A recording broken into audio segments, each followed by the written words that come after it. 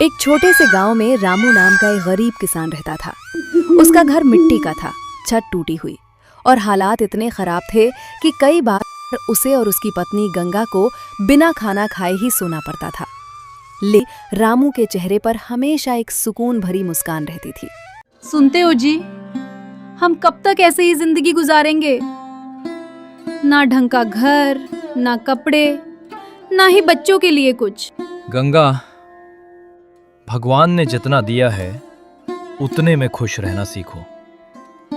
मेहनत करेंगे तो एक दिन सब ठीक हो जाएगा। हर सुबह सूरज निकलने से पहले ही रामू उठ जाता, अपने पुराने फटे कपड़े पहनता और खेत की ओर निकल पड़ता। उसके पास सिर्फ आधा जमीन थी, जिससे ना के बराबर फसल होती थी। एक दिन खेत में काम करते करते रामू को मिट्टी में कुछ चमकता हुआ दिखाई दिया। वो थोड़ा तो उसके होश उड़ गए। वो एक सोने का सिक्का था। ये सोना है? रामू, ये मौका है, इसे रख ले, तेरी गरीबी खत्म हो जाएगी। नहीं, ये किसी और का है, इसे रखना चोरी होगी। रामू कुछ देर चुप रहा, फिर उसने गहरी सांस ली। नहीं, मैं गलत रास्ता नहीं अपनाऊंगा। उसने सिक्का उठाया और सीधे गांव के मुखिया के घर की तरफ चल पड़ा। मुखिया जी गांव के सबसे अमीर और समझदार इंसान थे। रामू ने उनके सामने जाकर कहा, मुखिया जी, मुझे खेत में ये मिला है, शायद ये किसी का खोया हुआ है। मुखिया जी ने सिक्का देखा और अरे रामू, ये तो सोने का सिक्का है, तू इसे अपने पास भी रख सकता था। नहीं मालिक, जो मेरा नहीं है वो मैं कैसे रख सकता हूं? ईमानदारी ही सबसे बड़ा धन है। मुखिया जी रामू की बात सुनकर बहुत खुश हुए। सच में बहुत ईमानदार आदमी है। आज के जमाने में ऐसे लोग बहुत कम मिलते हैं। उन्होंने पूरे गांव में घोषणा करवाई, जिसका भी ये सोने का सिक्का है वो आकर ले जाए। लेकिन 3 दिन बीत गए, कोई भी उस सिक्के को लेने नहीं आया। उसी गांव में ही एक आदमी रहता था, शंभू। वो बहुत लालची और चालाक था।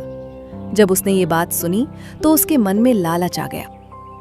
अगर मैं कह दूं कि ये सिक्का मेरा है तो मुझे मुफ्त में सोना मिल जाएगा।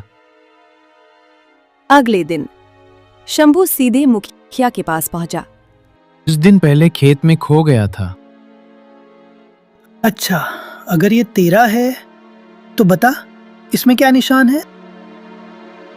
शंभू थोड़ा घबरा गया, लेकिन फिर भी बोला, उस पर एक फूल बना हुआ है। मुखिया जी ने सिक्का निकाला और सबके सामने दिखाया, लेकिन उस पर कोई फूल नहीं था। गांव वाले आपस में बातें करने लगे। ये झूठ बोल रहा है, लालच में अंधा हो गया है। शंभू, तू झूठ बोल रहा है, ईमानदारी का मजाक मत बना। शंभू शर्म से सिर झुकाकर वहां से चला गया। उस रात रामू अपने घर बैठा था। गंगा ने पूछा, क्या हुआ? तुम कुछ सोच रहे हो? गंगा, वो सिक्का अभी तक किसी ने नहीं लिया। अब समझ नहीं आ रहा क्या करूं। शायद भगवान तुम्हारी परीक्षा ले रहे हैं, देख रहे हैं तुम कितने सच्चे हो। हे भगवान, मैं बस सही रास्ता चुनना चाहता हूं। लेकिन उसे नहीं पता था कि उसकी ईमानदारी की असली परीक्षा अभी शुरू होने वाली है। अगली सुबह रामू जल्दी उठकर फिर से अपने खेत की ओर निकल पड़ा, लेकिन आज उसके मन में अजीब सी बेचैनी थी। वो सिक्का आखिर किसका है? और अगर किसी का नहीं है तो क्या मुझे उसे रखना चाहिए? वो चलते चलते खुद से ही सवाल करता जा रहा था। खेत पर पहुंचकर जैसे ही उसने हल चलाना शुरू किया, अचानक उसका हल किसी सख्त चीज से टकराया। रामू झुककर मिट्टी हटाने लगा और जो उसने देखा, उसे देखकर उसकी सांसें रुक गईं। मिट्टी के अंदर एक छोटा सा घड़ा दबा हुआ था। रामू ने धीरे धीरे उस घड़े को बाहर निकाला। उसका दिल जोर जोर से धड़क रहा था। कहीं इसमें भी कुछ। उसने कांपते हाथों से घड़ा खोला और जैसे ही ढक्कन हटाया उसकी आंखें फटी की फटी रह गईं। घड़े के अंदर सोने के कई सिक्के भरे हुए थे। रामू वहीं बैठ गया। अब उसके सामने सबसे बड़ा सवाल, हे भगवान, ये क्या हो रहा है? क्या ये भी किसी का है? या ये भगवान की तरफ से मिला है? उसके मन में फिर वही दो आवाजें गूंजने लगीं। रामू, ये तेरी किस्मत है। इतना धन तेरी जिंदगी बदल सकता है। लेकिन नहीं, ये भी किसी का हो सकता है। अगर तू इसे रखेगा तो ये भी गलत होगा।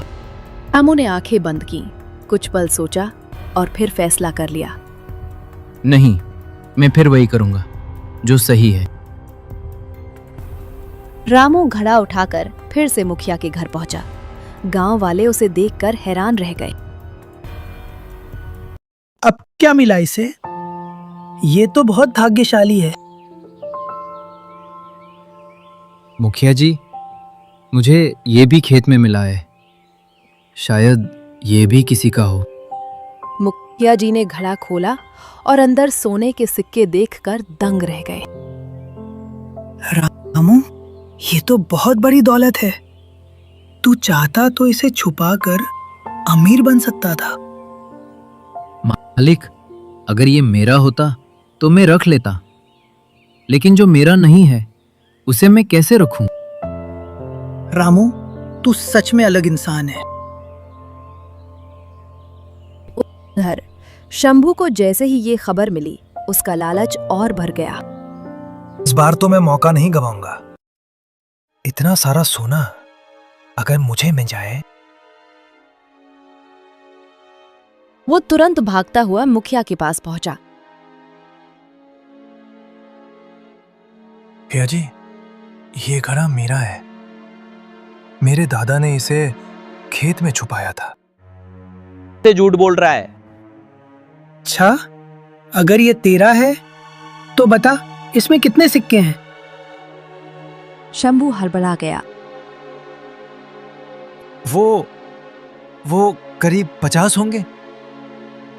मुखिया जी ने तुरंत घड़ा खाली करवाया और गिनती करवाई, लेकिन उसमें 100 से ज्यादा सिक्के थे।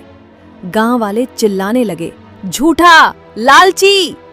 मुखिया जी गुस्से में बोले, शंभू, तू बार बार झूठ बोलकर गांव की ईमानदारी को खराब कर रहा है।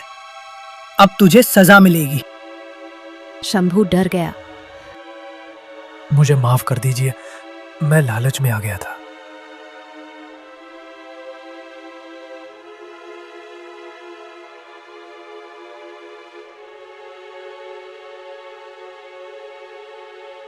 अब पूरे गांव में चर्चा होने लगी। रामू कितना ईमानदार है, इतना सोना मिलने के बाद भी नहीं रखा। मुखिया जी ने सबको इकट्ठा किया और बोले, आज मैं एक फैसला लेने जा रहा हूं। रामू चुपचाप खड़ा था। उसे नहीं पता था कि उसकी किस्मत अब क्या मोड़ लेने वाली है। पूरा गांव चौपाल में इकट्ठा था। हर कोई बस एक ही चीज जानना चाहता था, मुखिया जी क्या फैसला करेंगे। रामू चुपचाप खड़ा था। उसके चेहरे पर न लालच था न डर, बस एक सच्चाई थी। मुखिया जी आगे आए और बोले, गांव वालों, आज मैं एक बहुत बड़ा फैसला सुनाने जा रहा हूं। रामू को उसके खेत में एक नहीं बल्कि 2 बार सोना मिला, और हर बार उसने बिना लालच किए वो मेरे पास लाकर दे दिया। सच में? ऐसा कौन करता है आजकल? इतना ईमानदार इंसान। मैंने 3 दिन तक इंतजार किया, लेकिन कोई भी इस सोने पर अपना हक साबित नहीं कर पाया। इसका मतलब साफ है, ये धन किसी का नहीं है। रामू ये सुनकर चौंक गया। उसने धीरे से कहा, लेकिन मुखिया जी, ये मेरा भी तो नहीं है। रामू, यही तो तेरी सबसे बड़ी खासियत है। तू इस धन का हकदार है, इसलिए आज से ये सारा सोना रामू का हुआ। मुखिया जी, क्या मैं सच में इसका हकदार हूँ? हाँ रामू, ये तेरी ईमानदारी का फल है। अगर तू चाहता तो इसे छुपा सकता था, लेकिन तूने सही रास्ता चुना। उधर शंभू को अपनी गलती का एहसास हो चुका था। वो आगे आया और रोते हुए बोला, रामू, मुझे माफ कर दो। मैं लालच में अंधा हो गया था। गलती हर इंसान से होती है, जरूरी ये है कि हम उसे सुधारें। शंभू, तुझे सजा के तौर पर गांव के गरीब लोगों की 8 महीने तक सेवा करनी होगी। मैं ये सजा खुशी खुशी स्वीकार करता हूँ।